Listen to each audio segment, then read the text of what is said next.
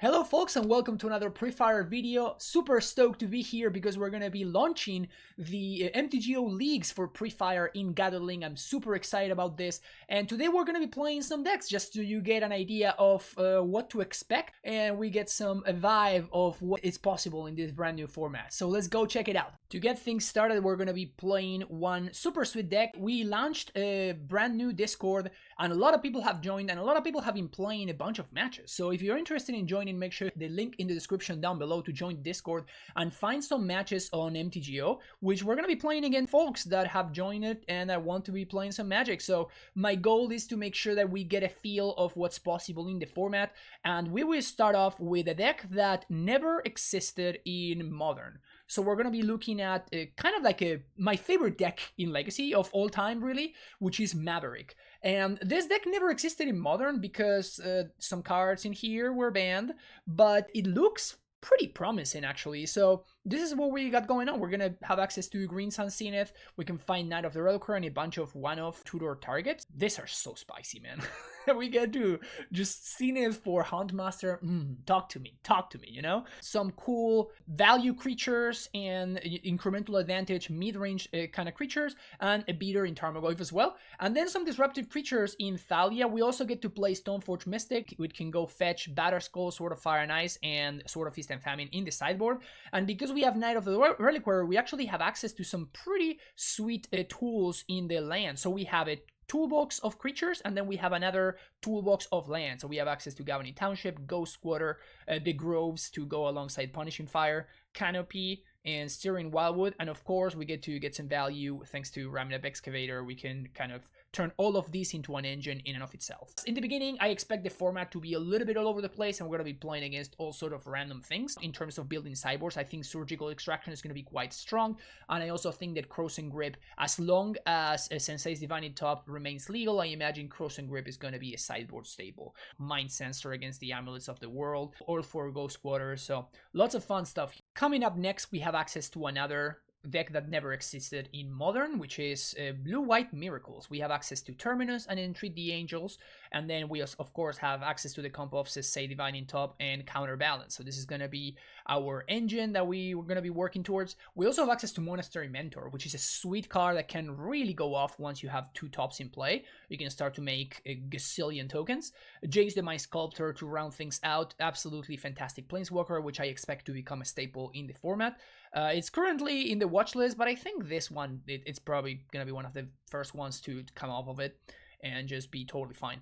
And then we have some Field of Ruins, which is kind of an interesting one. We did not have access to this one before. The cards that you could use were Tectonic Edge and Ghost Quarter. That's what control decks used to use back in the day. But upon the printing of Field of Ruin, this one became the de facto control destroy your land tool, because it does not put you behind a land drop. It allows you to go get your basic, and yeah, it's obviously great for a control deck. Also allows you to shuffle, which is fantastic with top and Counterbalance, which is sweet. And then in the sideboard, you know, against aggro, against graveyard, like all the classic usual suspects that you would expect to see. One thing that I wanted to note, you're going to see one Spell Snare and one Spell Pierce. Like both of these cards I expect to be absolute staples of the format. I think this may very well be a Spell Pierce main deck format, just like Pre-Modern is a main deck naturalized format. So be on the lookout for that, and yeah, value your Spell Pierces accordingly. And finally, we're going to be playing my favorite deck of all time. This is Amulet Bloom, combo / mid-range deck, which has a ton of tools. And here we have access to Summer Bloom to ramp quickly, Preordain to set up the top of the deck, which is going to be probably very strong, and finally Green Sun Zenith to give us some extra redundancy in finding our ramp pieces in Azusa or finding Primeval Titans in order to end the game. So I do expect this deck to be very, very strong, and this is going to be one in the watch list as well as Blue-White Miracles. The two single cards that I'm most concerned of are Summer Bloom and Sensei's Divine in top. So these are very, very much in the let's see what happens. These are the ones that have the highest likelihood of going from the watch list into the ban list. But in the meantime, I mean, this is what I'm going to do. I'm going to play with these cards in order to make sure whether they are truly absolutely busted and broken and the format cannot really adapt to them, or if they're okay and like maybe we get pleasantly surprised. I think it's too early to tell, but my gut tells me that these two are definitely going to be in the overpowered side of things. We'll see how things go, but yeah, let's get started and let's jump into round number 1. Round 1 of P-Fire action, and look at this hand. Oh yeah, we will be keeping this one. Big fan. So we get to go turn 1, Dryad Arbor, turn 2, the P-Fire engine. I'm very much into it. And there we go. We can also just play Cursor of Crucifix on turn 2. It's gonna depend on what we're up against. Ursa's Mine. Okay, so we need to find the Knight of the Reliquary quickly-ish, I would say. Ursa's Mine is very, very scary. I think I'm just gonna go face it one of these Punishing Fires. There's no reason to, unless my opponent's maybe doing something like main relics. If they have some main relic going, that could be a problem. I think there's going to be a Sacred Foundry that we'll be looking at. That was a key dismember. Redundant Mine is not super scary. Let's go get our Sacred Foundry. I might as well shoot my opponent. That's not very good. So we will just cast my Cursor of Crucifix and send the turn back. That's not a good draw. This is definitely a matchup where this card is not going to do too much. At least my opponent does not have Tron yet. They will have it next turn, however. Temple Garden. Do I shock? No, there's no reason to. Path to Exile is a terrible draw, I think. We'll probably just have to play to the board and attempt to rush my opponent. We may be able to, like it's not extremely crazy if we get to a point where we are getting back multiple Punishing Fires per turn. I just need enough red mana. Kind of in a weird spot here. O Stone. Just past the turn, I'm just gonna throw some fire to my opponent's face. If they crack O Stone, I guess I might as well Path to Exile my own dude here. They should do it on draw step, so they get to see what my next card is. I'm honestly not sure that Stoneforge is going to be good enough, so I'm just going to just Path to Exile my own Noble Hierarch, and I guess I'll get a White Source. Huntmaster, let's go. Man, we're so fair. We're just so fair. So what we can do here is we can have my opponent gain 1 life and then get back 2 Punishing Fires, so that then we can start shooting on the following turn. Not having a basic mountain, it's kind of a big deal there. Alternatively, I can just Punishing Fire my opponent's face and then get back both fires by having my opponent gain 2, which is a little bit counterproductive.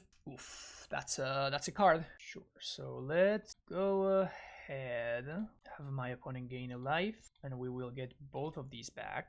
And I guess I can make my opponent gain a life and shoot them for 2. Then we'll untap, cast Huntmaster.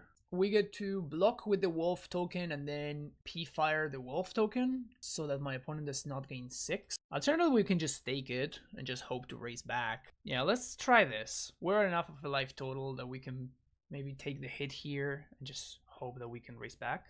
No need to get this back. Second Oblivion Stone. Guess we're gonna get the P-Fire back. Alternatively, we can just shoot face. It's just more mana efficient. Yeah, so let's just do that instead. See if we draw something good. Hopefully we do. Canopy. Not quite what the doctor ordered. Cycle. Find nothing. If the Huntmaster flips, then we can go ahead and we can kill this Wormcoil engine. They're putting a counter on the Wormcoil. They should be putting a counter on the other Oblivion Stone. So now this flips. I deal 2 and deal 2 here. And my opponent knows about the 3rd Punishing Fire, so it's gonna be really mana inefficient, but gonna get back one of these, then shoot the Wormcoil and shoot it again. So now my opponent should crack Oblivion Stone. Although I guess it doesn't change because they put a counter on the Wormcoil, so it doesn't really do anything. They can crack now, but that destroys the other Oblivion Stone. Okay, so they should put a counter and then crack the other Oblivion Stone. That's the line. Oh, that's a big mistake. They could have used the other Oblivion Stone to put a counter on itself. Okay, they have another Oblivion Stone. Oh, O-Stone flooded over there. Let's see what we draw. Steering Wildwood. It's not great. So I guess we're gonna spend this turn to get back all 3 Punishing Fires. And then next turn we can destroy one of these worms. We're grinding. We're definitely grinding here. 6. That's very funny. I guess I might as well get these back. So many triggers. So now we can use the Wildwood to block the lifelinking one. Oh, never mind. My opponent has a big thing. Yeah, okay. That one's gonna be enough. Next game, oh yeah, that's what I needed. I needed at some point to find the Knight of the Reliquary. So we want Ghost Quarters, cut the Gavony Township. We want the Surgical Extractions. Man, like this is such a heinous. Thalia seems okay. We can maybe cut some Path to Exiles. Ooh, I like this sword in this matchup. I think that Sword of Feast and Famine is quite strong. We won the Knight of Autumn. I think we won the Ancient Grudges. Don't really care for Scavenging Ooze. Ramming Up is fantastic. Huntmaster can go. What else do we have here? Could cut a land. Some Punishing Fires. Maybe cut a Grove. Bring in Aven Mind Sensor. Although I guess I'm going to be throwing my lands away, so I guess I don't really want to cut lands. Let's cut the Punishing Fire, bring it down to 1. I don't think I want Croson Grip. Croson Grip is kind of interesting. Like, it does work very nicely against specifically Oblivion Stone, which is something to consider. But is that more valuable than just having Ancient Grudge? I think it's not. And I don't want to be like too flooded in anti-artifact. So let's be on the play here. Ooh, this hand looks pretty good. Let's keep this. So this allows me to... I mean, this Punishing Fire is basically a mulligan. But I get to potentially, with any land, go look for Knight of the Reliquary, which is my best card in the matchup. Fetch for Stomping Ground. Like, it doesn't matter what we fetch here, really, because we're going to go get 2 green-white and green-red. That's a very good draw. Yeah, big fan of that draw. So let's go for Temple Garden here. Let's find Stoneforge Mystic, which is going to get our Sword of Feast and Famine. And I guess that now that I drew the sword, I kind of want to Zenith for a Dryad Arbor, just so that I have more bodies and more mana so they can do multiple things next turn.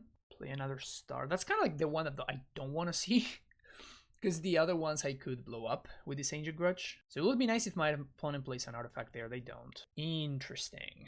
So we didn't find a land, which makes it a little bit awkward. So I'm going to spend this turn to just play Thalia and pass the turn. And we're going to get to use Sword of Feast and Famine to put it into play this coming turn. And then we can start to hit with it. Thalia is a fine draw. Like, if I'm going to whiff on something there, Thalia is a good one to whiff on, I think. Opponent does not have Tron.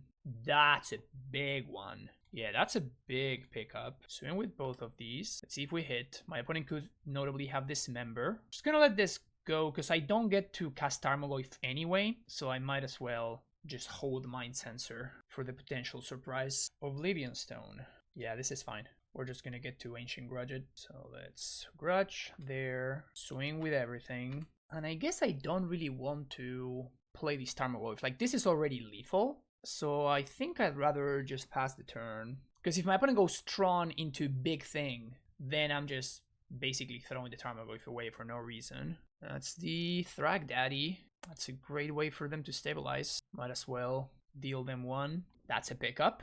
That's a pickup. Okay, okay.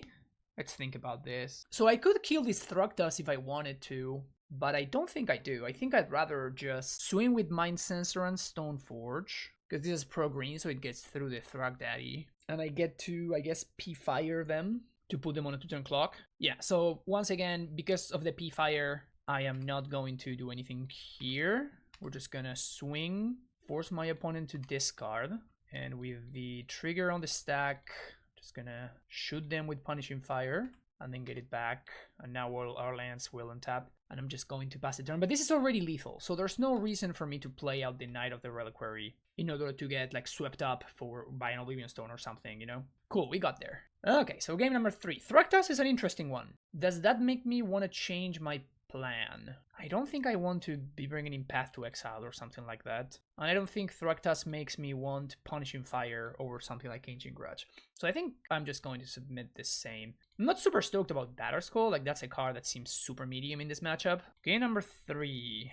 That's a turn 2 Knight of the Reliquary, so I'm going to keep this hand. Can't do that much better than this. And I'm so happy that Maverick is playable. I'm so stoked. Sure. So let's go Zenith for 0. Ship the turn back. I guess I'm going to go get Sacred Foundry with this fetch land. One thing that's super interesting to note is Oblivion Stone does not kill my Dryad Arbor. So they have Ursus Tower now. Okay, we're going to have to take a turn off to destroy that. So let's go get my Sacred Foundry. And let's blow that up right now. And I might as well swing with the Dryad Arbor. Like, now my opponent knows about this Ancient Grudge, so I'm not holding up the Ancient Grudge flashback. But with my opponent knowing about it, they're obviously not going to play into it. Okay, that's bad for me. Turn 3 Karn. Can I beat this? Day plus. Okay, I may be able to beat this. They should have definitely gone after my land. Doesn't really matter which one. But now I can go play Knight, which they have to respect, and also play Stirring Wildwood. So now they need something else. Obviously, if they have something else, it doesn't really matter. But if they don't have something else, now we're in a spot where they need to respect both the knight and the... Oh, they just plus? Interesting. So they must have an answer to my things here. They just pass. I mean, I have to attempt to do something to this card, so I'm just gonna attack it for 7. I know it's not the sexiest play ever, but we gotta do what we gotta do. Also, they did literal nothing last turn. I do wonder what their hands looks like. Maybe they have like some Thragtusks and stuff, but they don't have green mana. They go after the land. Oh, okay, yeah, this should be enough, I guess. Very nice pickup. I was going to go for Eternal Witness and get the fetch land, but the fact that we found a knight off the top there is obviously a very big deal. And this explains all the pluses now, right? Because my opponent just had a backup card anyway. Really don't want to see a Thragtusk. That would be sad for us. No Eye of Ugin in the format, but they can still get the Sanctum if they're playing that. Just another tower. O Stone, they don't have enough to crack, and we have the flashback on the Ancient Grudge. Take this Sword of Fire and Ice here. What can we scene it for? Can scene it for Noble Hierarch. I could go Eternal Witness into get my fetch land, replay the Flashback Grudge on the Oblivion Stone. This allows me to attack the card for 4, but they take my Green Sun Zenith. It does give me more stuff on board, however. I could Zenith for Ramunap. If I Zenith for Ramunap, then I'm only attacking the card for 3 though, which is not what I want to do. That's a super interesting spot. I think the line is to Eternal Witness here. Eternal Witness, get back the fetch land, develop my mana a little bit, flashback the Grudge on Oblivion Stone, and then swing that card for 4 so they cannot get rid of my knight. So then the card is going to take my Zeniths, I'm going to be left with nothing. But if I do get to go Squatter, probably the Ursa's Mine, then we may be up to something. That's 10 mana though. Yeah, that's for the Mog. Okay, the game was close. As it is always with Tron, right? Like, the game is close until it's not. This was interesting though, especially game number 2, which we won without even blowing up Tron, just playing fair. But yeah, I do expect Tron to just be a solid choice. Like, Tron's always a pretty solid choice, so... but yeah, this deck looked like a lot of fun. I'm definitely going to be messing around a lot with punishing Maverick. Welcome to another round. We're going to be playing what I expect to be one of the boogeymans of the format in the beginning. This is going to be Blue-White Miracles. We'll see whether Sensei's Divining Top is potentially too strong. This hand, I guess, is okay. We'll see. Obviously, if we get paired against an aggro deck, we're going to get run over. But this hand seems pretty reasonable. Oof, that's a hell of a draw. So this is one of the things that make me think that as long as this is legal, it's quite possible that this format should be a Spell Pierce main deck format, just like the same way that we have, you know, like Premodern is a naturalized main deck format. You want to have access to your disenchants because they're just so powerful. Like, enchantments and artifacts are just so powerful. And if this is the kind of card that we're going to allow to exist, then maybe people should be prepared for that and should have access to, you know, like main deck, stuff like that. Okay, so looks like we're playing against some form of Shadow here. Cycle Street Wraith, another Street Wraith, which makes a lot of sense because like now my opponent knows what I'm up to, and it's very unlikely that I'm gonna be able against the Death Shadow or something. What is this, Gourmet Angler? Am I supposed to top on upkeep? I don't think so, actually. And the reason for that is that I want to, whenever... Oh, we're not going to show that one. I guess I should have used this on the upkeep, huh? So I want to make sure that I can protect my Path to Exile / something, like Terminus, with Mana Leak. And in order for that to happen, I guess I want to play Flooded Strand this turn. Because I don't want to play... Yeah, I'm going to play the Flooded Strand. I want to have access to a white source in case I find Terminus and my opponent happens to tap out. And at the same time, I do not want to... Like, I want to see the top of the deck and I want to shuffle if I have to. And again, like, we may want to Mana Leak something. So I don't want to play the Hallowed Fountain untapped. That's a Death Shadow. Maybe I should have Mana Leaked there. But I think it's likely we're just in Terminus or Bust territory. I guess I'll draw the Path. And I'm gonna cast it on my opponent's next turn. So let's leave the Path on top, and I'm going to untap, just play the land here, and I'm just going to upkeep, Path the Death Shadow. And then we're gonna look for another answer to the Gourmet Angler. Attempt to Path the Shadow. My opponent put a lot of pressure on me here. That's the Stubborn Denial. We're gonna attempt to Mana Leak, and we're doing this here so my opponent doesn't have access to Stubborn Denial, Snapcaster, Stubborn Denial. So I'm forcing my opponent to have 2 Stubborn Denials in their 3 cards. Okay, so that a healthy amount of pressure away, which is good. And now I am going to upkeep top because I don't think this... Actually, this Jace may resolve, considering the Stubborn Denial did resolve. Or my opponent could have Snapcaster. So I guess I can take one more hit, so top on upkeep. These are heinous. I guess we're just gonna get Field of Ruin here. We're gonna use this to shuffle. So we send the turn back. Maybe I should have just tapped out for Jace there and hope that it worked. I don't know. Like, my opponent could be playing Lightning Bolt here. So let's blow up the Watery Grave, I guess. Maybe I should have blown up the Blood Crypt. So we're going to blow that up, and then we're going to get a basic Plains. And we're going to get a top spin. Okay, there's Path and Snapcaster. Okay, so this is great. So I'm going to be able to just do both things here. Stubborn Denial is online for my opponent, so it doesn't matter. I can take this turn to play the tapped Fountain. So I'm going to go on upkeep, Path the Gurmag Angler, and then we can draw Snapcaster. So that gets Stubborn Denialed. Then we flip top, draw the Snapcaster, get the Path on the flashback, and cast it. And that resolves. Okay, great. So now things are looking up. I do have to be mindful of the potential... Ooh, that's pretty rough. So that's going to take the Jace. I do have to be mindful of Lightning Bolt. Just main phase Fatal Push. Interesting. So we untap. Let's play top. And I guess I might as well spin right now to see what we have on top. Preordain. So this is a big thing. Do I play around Lightning Bolt or not? I think I don't. So I am going to draw the Preordain here because it allows me to clear the top of the deck. I'm going to bottom the island, top the Sensei Stop, and recast it, and then send the turn back.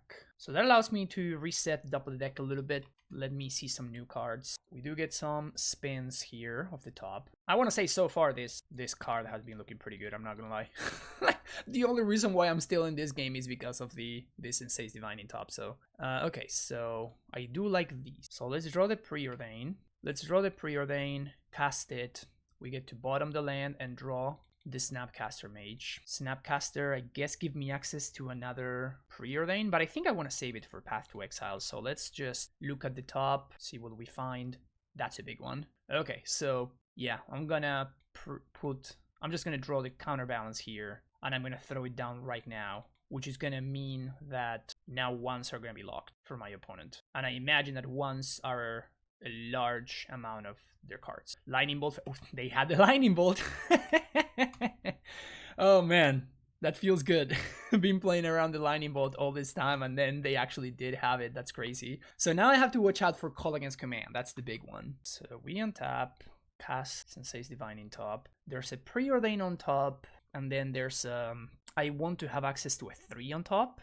Okay, yeah, so this is gonna be fine. So I'm not really scared of my opponent's threats right now. Like, the only card that really matters is the what's his name? The Call Against Command. So top in counterbalance means that the 1-drops are no longer a concern. So now, yeah, this is fine. So I guess we don't... Oh, there's a land on top. There is a land on top. So I guess this has to be bait, though. But if I do shuffle, then... So I think I just have to spin right now and see if there's another one. Okay, there is another one. So now the Inquisition gets countered, and now if my opponent has a Call Against Command, we lose. But untap, I guess I do want to float a 2. So let's draw the Path to Exile and send the turn back. I could just cast Snapcaster and attempt to get aggressive, which is honestly an interesting thought. Thoughtseize. So with that trigger on the stack, we're going to do the top thing. So my opponent here, I mean, this is obviously going to be a thing. Like, people, if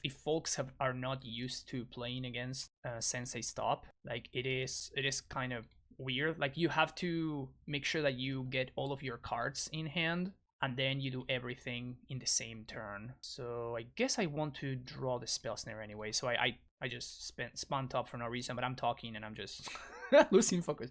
So... But yeah, so I want to keep the Snapcaster on top. But that 1 mana that I just used, because I lost focus, means I cannot Snapcaster mana leak, which could be a big deal if my opponent does have the Call Against Command. So let's draw the Spell Snare, and I guess this turn I'm going to cast the Snapcaster. Now we actually have an answer to the 2, so I think that I can use this to like put on some pressure and attempt to end the game. Because I want to bottom the Flooded Strand, and I guess I want to draw the Snapcaster as well. So now we just pass the turn. We have reset the top of the deck, we don't know what's in there. And I think I'm going to spin on upkeep because I don't want to tap myself out too low. So now we spin. Okay, I do like Field of Ruin, and that Remand could potentially be pretty solid as well. So we're looking pretty good here, I think. and I think it's likely that this one Snapcaster just goes the distance, because now I'm covered from something like Colligan's Command, which is kind of my opponent's only out. Alright, so now we're going to draw the Colonnade, swing for 2, and this is the last turn. They just play a shock land and die. Alright, that honestly looked really good. That looks scarily good. I like this stuff. Negate sounds reasonable. Ooh, these cards sound insane. Yeah, I mean, honestly, like, this matchup seems kind of incredible. I think we just cut the Entreat and Monastery Mentor, and we, like, become even more controlling. Path to Exile sounds good. Countertop sounds great. Ancestral Vision sounds incredible. I guess Cryptic Command is a little bit too expensive. Could see cutting a Jace as well, but, like, you know, this can get Thoughtseize and stuff, so... But how many win conditions do I actually want? Like, this is a super serious win condition. Like, I don't think I need that many, so we can just cut a Jace. I do want the Terminus and Verdict. All of these are fine. All my counter magic is good. We can do some remand tricks. Countertop sounds incredible, as we just saw. We're going to be on the draw, however, so we want to be mindful of that. And all of these cards are so sick. Let's got a Snapcaster. I guess a Terminus. Verdict seems... And we're also going to be doing Rest in Peace stuff, so maybe Snapcaster is like a little bit... All of my cards are unreal good. This matchup has historically been very, very positive for the blue-white player. So, like, I'm not surprised. Like, we got there. Like, my opponent... Usually Grixis Shadow needs to get extremely lucky in order to... I'm just going to cut Remand since my opponent has so many 1-drops and stuff. It's very good against Gurmag Angler, of course, but otherwise I'm probably going to be remanding 1-mana spells anyway. This seems fine to me. But yeah, as I was saying, usually this matchup just was always very, very good for the blue-white player at any point in Modern, almost regardless of the way that the blue-white list looked like. So a blue-white list with counterbalance top doesn't surprise me at all that we, you know, managed to do the thing very well there. Just gonna play a tapped Colonnade and say go. Maybe there's an argument for like holding up Spell Snare, but I'm not sure that there's anything that I care. Like this card's main target is gonna be Snapcaster Mage, and my opponent cannot really Snapcaster me on turn 2, right? Like, it just doesn't do anything. Also, they just missed a land drop, which is kind of a huge deal. So let's play Delta, and I'm just gonna fetch, get a basic island, and cast Preordain. These are very good. Okay, yeah, this is looking fantastic for me. So now we have Spell Pierce. If my opponent has another Inquisition or whatever, we can just pierce it. They just cantrip. I'm pretty sure at this point that they have Stubborn Denial, but I'm not gonna fight over Thought Scour there. So there it is, and I can play around Stubborn Denial fairly well. Yeah, I'm not gonna run into Stubborn Denial here. I do have the Path to Exile in hand. On top of the deck, I mean. So we're kind of doing fine here. There's the path, much my opponent doesn't know about. And I guess I want to play the Hallowed Fountain tapped. There's an argument for playing it untapped just so I can pay for Stubborn Denial. But I don't think my opponent's going to pick a fight now. If they get a red source, I'm just going to Field of Ruin it next turn. Preordain. Yeah, this seems worth piercing. My opponent's clearly like looking for land drops and stuff. And if they tap out for an Angler here, we just get to very cleanly path it, which is great. That's a big one. Tap the wrong color. Counterbalance, baby. We're going to be blind flipping for now, but Spell Snare? Wow.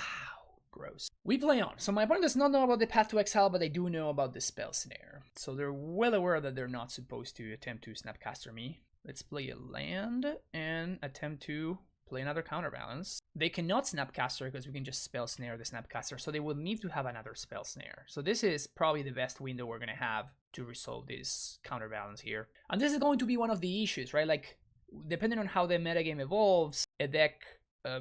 Interesting. Okay, so we're just gonna pay 2. Depending on how the metagame evolves, like a deck like Grixis is gonna struggle with enchantments like Counterbalance. So decks like this may... Oh, they just pack it in.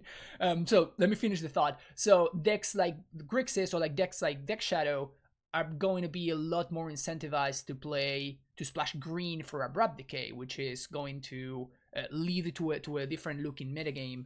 But again, I don't know how long top will get to hang out. It definitely looked outrageously strong right there. I'm not gonna lie.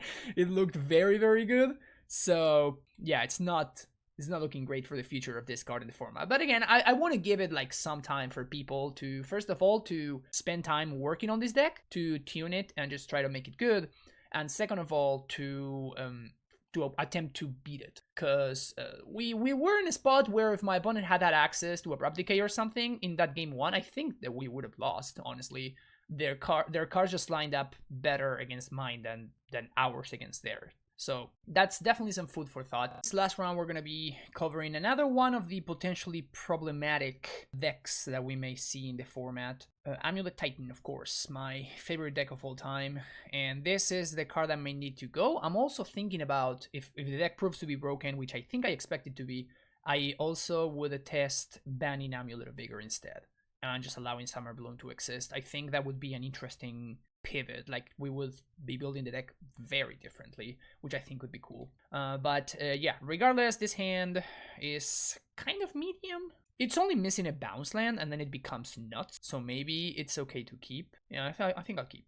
With any bounce land, pretty much. I don't know if I'm playing against control yet, so maybe I want to save the Cavern of Souls for Giant. Or maybe I'm playing against something else and I need to use Cavern of Souls on Sage instead. Okay, Steam Vents. We're going to cast Summer Bloom here. That is obviously a pretty good draw. That's exactly what we were hoping for. Okay, looks like we are playing against Death Shadow here. And yeah, this again goes to show that why this may be a main deck Spell Pierce format, right? Like Stubborn Denial obviously is Spell Pierce with upside in this deck, but some other decks may want to do something else. Acquisition's gonna take my Sage. So I'm gonna play T-West here, because if I find another... Oh, that's interesting. Yeah, I guess I'm still gonna play T-West. This doesn't really change anything as of right now. But if I find another blue source, that allows me to transmute. Opponents scours themselves. This next turn is going to be interesting, because it's going to depend on what I draw. But due to my current mana situation, I want to make sure that if my opponent casts an Inquisition, I can Pact in response. And if I do that, then I'm not going to be able to pay for my Pact on upkeep. So we're in a spot where I may need to play the Gruul Turf, which could be a little bit awkward. Oh, okay. So that makes it less likely. So I'm just gonna cover on Giant here. And now if my opponent Inquisitions, like whatever, like Summer's Pact is gone, but we get to get some value from the plant token. Love this. Street Wraith. Thoughtseize. Well, it's gonna take one of these regardless, so not much to do there. So if my opponent had Snapcaster, they would be casting it here, and they would Snapcaster, Flashback, Thoughtseize. So if they do have something, then that something is going to be Stubborn Denial. So that means that I'm going to lead on Summoner's Pact. And if this gets denied, we'll see. Oh, they did have Snapcaster. Huh. Okay. That's interesting. I would imagine that you would rather just deal yourself more damage and like just main phase and flashback the Thoughtseize. But regardless, this puts us in a situation where now we can do this and transmute for another pack. Or, yeah, I don't think Ballista does enough. I think we're just better off hoping that we can get there. Inquisition, so we packed in response. And we're gonna get Primeval Titan. So now the Inquisition is gonna fizzle. It is a Time Walk, but we're gonna be taking 7 this turn, which is fine. And then 7 the following turn, unless they play a... Ooh, okay. That's very lethal now. That is super lethal. Okay, let's pay for pack. And... So if I had found Summer Bloom, actually, I would have potentially been able to survive.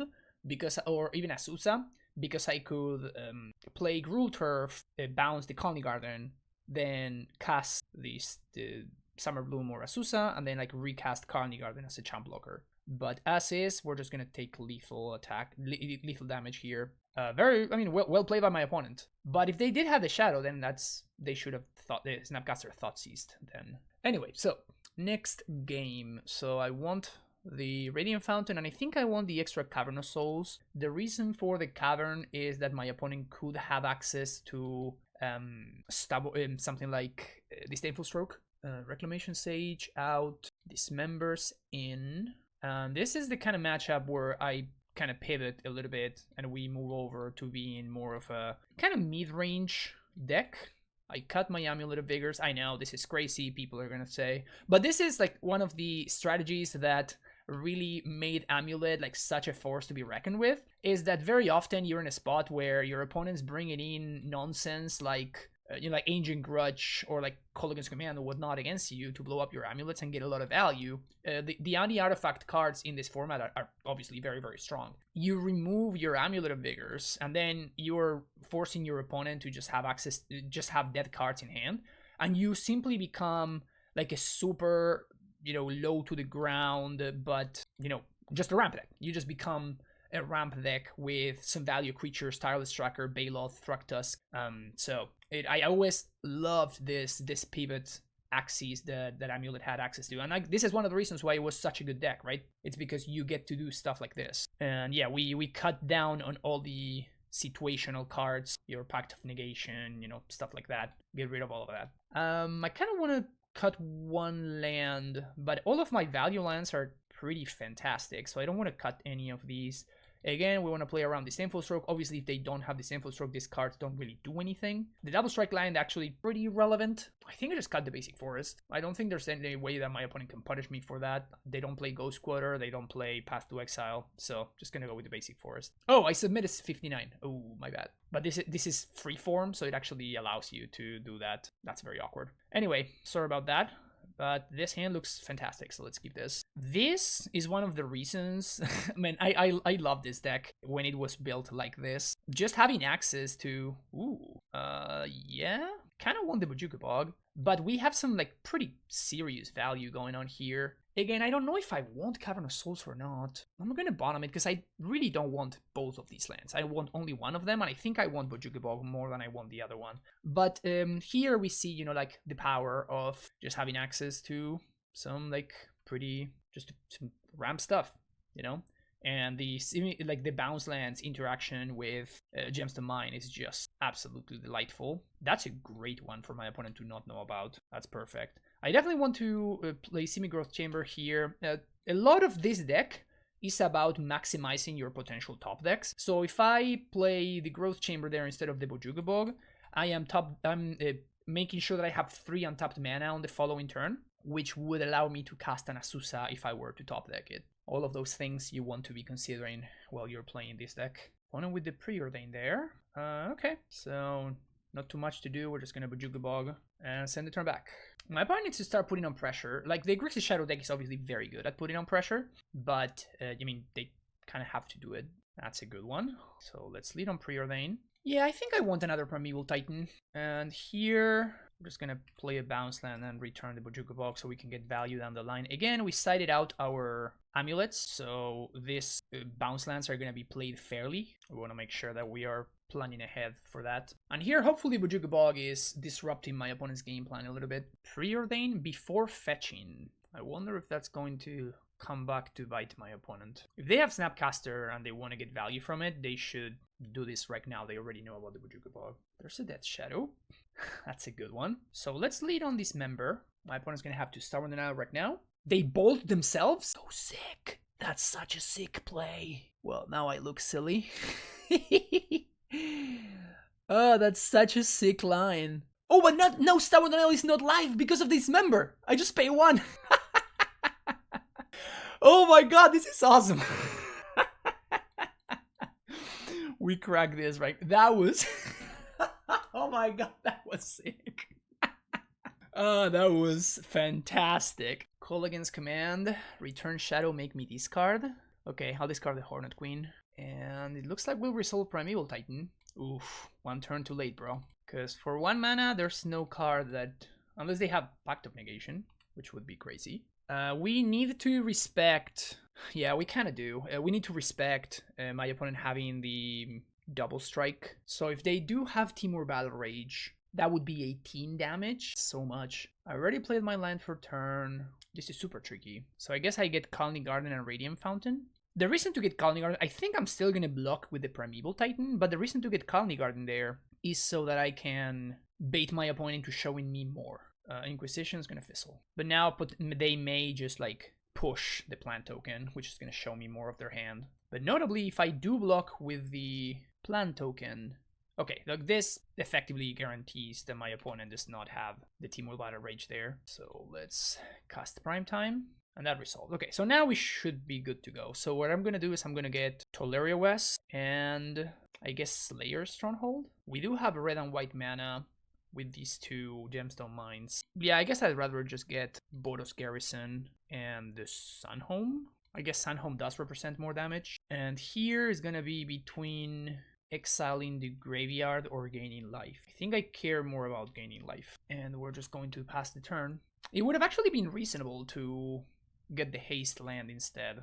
We may actually need to get the haste land now. Maybe I made a mistake there. Oh, they just pack it in. I mean, it was not a given that I was going to give that one. I was definitely pretty far ahead, but I don't think it was yet a given that I was going to win that one. Game number 3. Now we get to actually submit a 60 card deck. I don't think it made that big of a difference, but in fact, I think it hurt me because like the chances of finding a Summoner's Pact were smaller for me. But this looks good. Can't, unfortunately, Slaughter Pact not looking super hot against the mostly mono black deck. There's also an argument for bringing in Walking Ballista. If my opponent like takes a little bit too much damage, then we can just surprise kill them out of nowhere, which is hilarious. We got some Zenith action. Yeah, I think I'm gonna keep this one. If my opponent has Inquisition, it's not even clear which one they take. I mean, I guess if I were them, I would take Azusa, but because I have more answers to... They have more answers to the Zenith than to Azusa.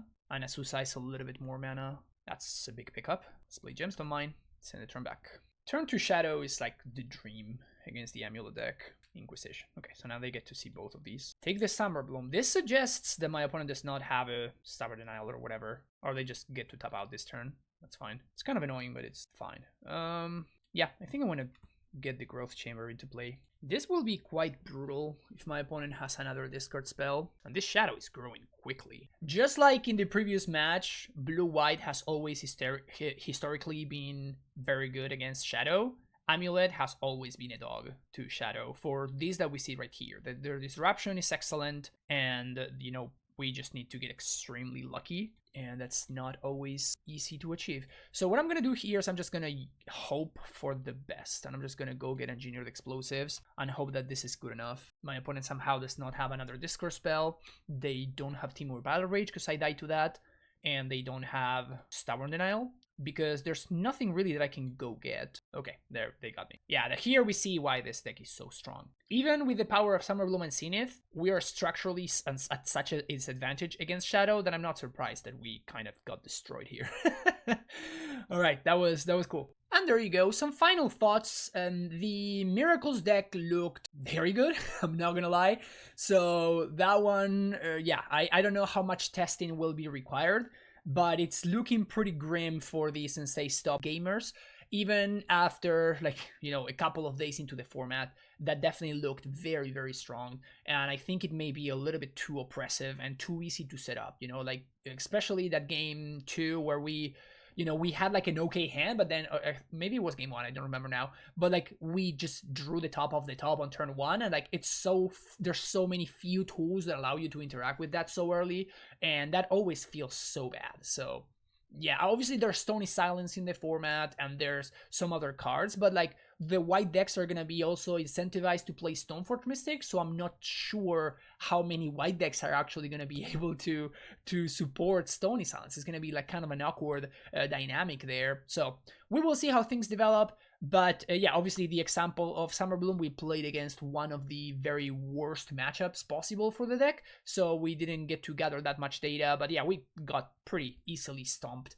Regarding the Maverick deck, that one looked very good. Tron is also a pretty powerful deck. It's not my style at all, so I think that people are going to be having some fun with that one. There's some Tron gamers out there. There's always some Tron gamers.